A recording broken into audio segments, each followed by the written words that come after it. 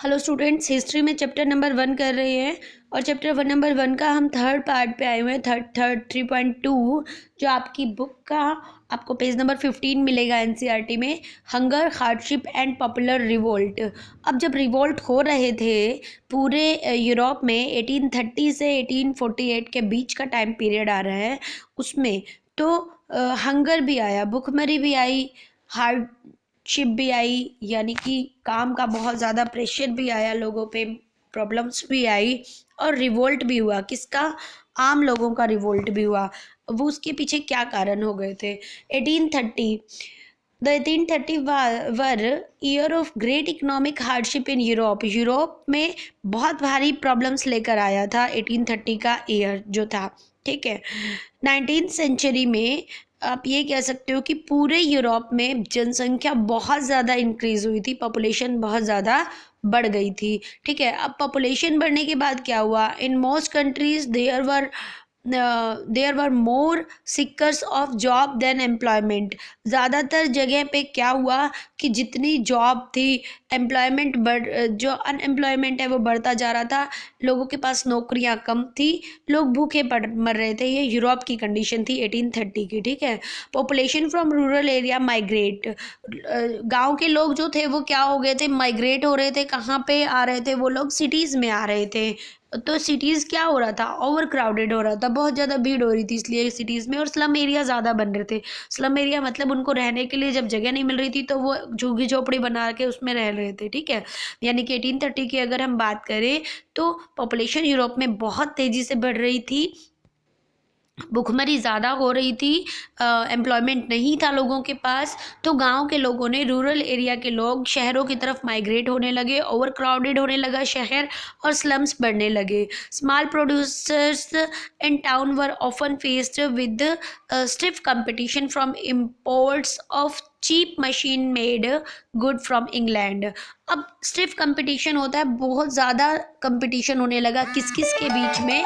जो यहाँ के मतलब जो पीजेंट्स इंग्लैंड के जो थे उनकी टेक्सटाइल मिल्स में और अदर यूरोप्स में, क्योंकि इंग्लैंड में इस टाइम पे इंडस्ट्रियलाइजेशन आ गया था और उनकी मिल्स में बहुत सस्ता और अच्छा कपड़ा बन रहा था, मतलब सस्ता कपड़ा बन रहा था। तो अदर कंट्रीज़ के जो आप ये कह सकते हो जो इंडस्ट्री थी उनको बहुत डाउन मार्केट में रहना पड़ रहा था, उनकी हालत ख़राब हो गई थी क्योंकि इंग्लैंड का कपड़ा सस्ता होकर वहाँ उनके मार्केट में बिकने को आ जाता था। ठीक है, यहाँ हम जो बात करेंगे वो मेनली हम लोग बात करेंगे यहाँ पे उन कंट्रीज़ की जिनमें रिवॉल्ट हो रहे थे, स्पेशली फ्रांस वगैरह ऐसी कंट्रीज़। ठीक है, तो आई बात समझ में कि स्टिफ कंपटीशन हो रहा था इंग्लैंड के कपड़े के साथ। टेक्सटाइल इंडस्ट्री की बात हो रही है। Where industrialisation was more advance than on the continent, क्योंकि उस कॉन्टिनेंट में यानी इंग्लैंड वाली साइड में इंडस्ट्रीज ज़्यादा थी और इसीलिए वो लोग वहाँ से चीप रेट में कपड़ा अदर पूरे यूरोप में भेज रहे थे। ठीक है, और वहाँ पूरे यूरोप की जो इंडस्ट्रीज थी उनकी हालत ख़राब हो रही थी। Where industrialisation was more advance than on the continent, this was specially so in textile products. Textile product में ज़्यादा ऐसे होने देखने को मिल रहा था, which was carried out mainly in homes और small workers workshop and was only partly machined. अब पहले तो क्या हो रहा था कि कपड़ा अपने मतलब यूरोप में, अदर यूरोप में जो बन रहा था वो छोटे छोटे घरों में या छोटे छोटे शॉप्स पे बन रहा था, लेकिन मशीनरी आने के कारण ब्रिटेन में इंग्लैंड में वो कपड़ा जो है वो बहुत ज़्यादा कॉस्टली मतलब सस्ता बन रहा था और अदर कंट्रीज़ में आकर वो कपड़ा महंगा बिक रहा था। तो ब्रिटेन के साथ सिर्फ कंपटीशन फेस करना पड़ रहा था पूरे यूरोप की मार्केट को। In those region of Europe where the aristocracy still enjoyed power, और इस टाइम पे एरिस्टोक्रेसी भी पावर में थी। वो कैसे पावर में थी ध्यान रखिएगा? Peasant struggle under the burden of feudal dues to obligation. वो कह रहे हैं कि इस टाइम पे एरिस्टोक्रेसी बड़े फ़ायदे में थी। एक तो वर्कर परेशान थे क्योंकि वर्कर्स को वेजेस नहीं मिल रहे थे ढंग से। क्यों नहीं मिल रहे थे वेजेस ढंग से? क्योंकि इंग्लैंड का कपड़ा ज़्यादा बिक रहा था और अदर यूरोप के पार्ट में कपड़ा नहीं बिक रहा था इतना महंगा, तो इसीलिए वर्कर्स को कम पैसा दे रहे थे इंडस्ट्री वाले।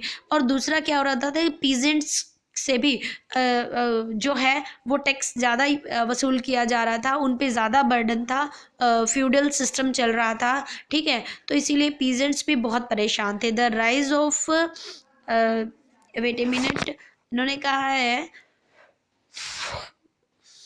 हाँ जी, in those regions of Europe where the aristocrats still enjoyed power, peasants struggled under the burden of feudal dues to obligation.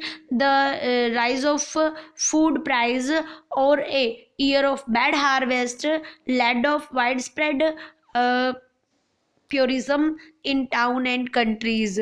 हो क्या रहा था कि एक तो टैक्स बहुत ज़्यादा लगा रहे थे पीजेंट्स पे, और दूसरा उस साल जो है हार्वेस्टिंग यानी फसल भी अच्छी नहीं हुई थी। तो बहुत सारे कारण हो गए, पॉपुलेशन बढ़ी, माइग्रेशन हुआ लोगों का, सिर्फ कंपटीशन आया टेक्सटाइल इंडस्ट्री में, तो उधर से वर्कर्स को कम पैसा मिलने लगा।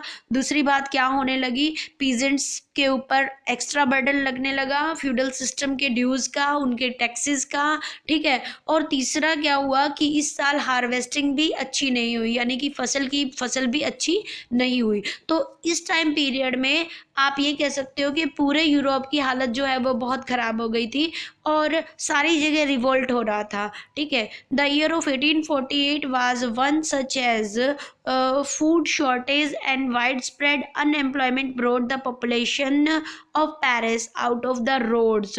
और इसी कारण 1848 में पेरिस की पॉपुलेशन जो थी, पेरिस की जनता फूड की शॉर्टेज के कारण, अनएम्प्लॉयमेंट के कारण, ठीक है, या आप कह दो कि हंगरशिप के कारण, भुखमरी के कारण, महंगाई बढ़ने के कारण जो वहाँ की जनता थी वो कहाँ आ गई थी, पेरिस की जनता रोड पे आ गई थी, सारे बैरिकेड्स तोड़ दिए थे। और जो राजा बने थे, जो कॉन्स्टिट्यूशनल मोनार्क बने थे, लुइस फिलिप, उनके किले में घुस गई थी और उनको क्या करना पड़ा था, लुइस फिलिप को वहाँ से भागना पड़ा था, ठीक है, अपनी जगह को छोड़कर वो भाग गए थे, ठीक है। उसके बाद क्या हुआ, और लुइस फिलिप आपको याद है कि 1830 में बुर्बो डायनेस्टी के जो किंग थे नेपोलियन के बाद, उनको राजा बनाया गया था लुइस फिलिप को। और अब फिर बाद में उन्हें 1830 में क्या किया गया था, कॉन्स्टिट्यूशनल मोनार्क बनाया गया था। लेकिन जिस टाइम जनता प्रॉब्लम में होती है उस टाइम किंग के ऊपर ही सारा ब्लेम जाता है, तो इसीलिए लुइस फिलिप से लोग बहुत नाराज हो गए थे और उन्हें क्या किया, उनको उनका किला छोड़कर भागना पड़ा, उनका पैलेस छोड़कर भागना पड़ा। अब क्या हुआ, नेशनल असेंबली प्रोक्लेम्ड हो गई थी और वो एक रिपब्लिकन असेंबली मानी गई, मतलब रिपब्लिक कहा गया उसे, ठीक है। और जो आप ये कह सकते हो कि उसमें ये कहा गया कि 21 ईयर से अबव जो भी मेल होंगे, ध्यान से सुनिएगा, इस टाइम पे राइट टू वोट दिया गया, सर्वटर्म दिया गया, 21 ईयर से अबव के जो भी मेल थे उन्हें राइट टू वोट दिया गया, ठीक है। और इसके बाद क्या हुआ आगे सुनिए, 1845 में भी एक स्ट्रगल हुआ। किसका हुआ, वीवर्स थे, वीवर्स होते कपड़ा बुनने वाले, वीवर्स थे कहाँ के, सिलीसिया एक जगह थी पर्शिया में, ठीक है। अब पर्शिया में थी, बाद में उसकी अलग अलग जगह पे वो बट गया, जैसे जर्मनी में, पोलैंड में, चेक रिपब्लिकन में, ठीक है। पर्शिया में एक जगह थी सिलीसिया, है। उसमें क्या होता था कि जो बहुत बड़े बड़े मर्चेंट्स होते थे ना, वो सिलीसिया के गांव के लोगों को कुछ सामान दे जाते थे कि आप इस तरह से मटेरियल तैयार कर दीजिए। वो लोग मटेरियल तैयार करते, दोबारा वो मर्चेंट्स आते और उन मटेरियल्स को ले जाते, लेकिन उनका दाम बहुत कम देते थे, ठीक है, पैसा बहुत कम देते थे। रॉ मटेरियल दे जाते और गुड्स, फिनिश गुड जो थे वो ले जाते, लेकिन टेक्सटाइल जब फिनिश लेके जाते तो उसका पैसा बहुत कम दिया जाता था, ठीक है, बहुत रिड्यूस्ड जो थी वो पेमेंट दी जाती थी। लोग उससे संतुष्ट नहीं थे, तो वहाँ के जो वीवर्स थे वो भी क्या हो गए थे, खिलाफ हो गए थे। सिलीजिया जो विलेज था वहाँ के लोग भी अब रिवोल्ट पे उतर आए थे और उन्होंने क्या किया, लगभग 18,000 जो यानी 18,000 जो गांव के लोग थे, कॉटन वीवर के लोग थे, वो उन्होंने हमला कर दिया कहाँ पे, जो मर्चेंट थे, जो उनसे कपड़ा बनवाकर, फिनिश्ड गुड बनवाकर ले जाते थे उनके घरों पे, और उनके घरों में जाकर कांच तोड़ दिए, खिड़कियां तोड़ दी, दरवाजे तोड़ दिए, ठीक है, और उनका खाने पीने का सामान लूट लिया। कुल मिला के इस तरह की घटना उन्होंने की। यानी कि आप कह सकते हो कि पीजेंट्स भी परेशान थे, वीवर्स भी परेशान थे, आम आदमी भी परेशान थे। तो इस टाइम पे सभी लोग रिवोल्ट हो चुके थे, सभी एकदम से बेकाबू हो चुके थे। ठीक है, और जब वो उनके वहाँ पे घुसे उनके घरों में, किसके, मर्चेंट्स के, on 4 June at 2 p.m. a large crowd weavers emerged from their homes and marched in Paris pairs up to the mansions of their contractor. जो कॉन्ट्रैक्टर थे, जो उनसे कपड़ा बनवाते थे, फिनिश्ड गुड बनवाते थे, उनके घरों में घुसे, खूब तोड़ फोड़ मचाई। ठीक है, और बहुत सारा सामान भी लूटा। ठीक है, इसके बाद क्या हुआ, और फिर उनको उनको भी वहाँ से ज़बरदस्ती भगा दिया गया। बहुत सारे बोन चाइना वगैरह का जो सामान होता था वो भी उन्होंने तोड़ा और उनको ज़बरदस्ती भगा दिया गया। बल्कि वो लोग आर्मी की मदद से 24 घंटे बाद वापस वहाँ पे आए और उन्होंने लगभग फिर एक बार रिवोल्ट हुआ, स्ट्रगल हुआ, और उसमें 11 व्यूवर जो थे, 11 जो बुनकर थे, कपड़ा बुनने वाले, उनकी डेथ हो गई। और इस तरह से ये जो रिवोल्ट था ये थोड़ा सा शांत हुआ। ठीक है, आप कह सकते हो इसमें पूरे में मैंने क्या पढ़ाया आपको कि किस तरह से हंगरशिप हुई, हार्डशिप हुई और रिवोल्ट हुए। अब रिवोल्ट में जो पहले वाली बात मैंने आपको बताई थी वो ये कि किस तरह से लोग जो थे, हार्वेस्ट उस साल अच्छी नहीं हो रही थी। ठीक है, फ्यूडल ड्यूज बहुत ज़्यादा हो रहे थे, पीजेंट्स परेशान थे।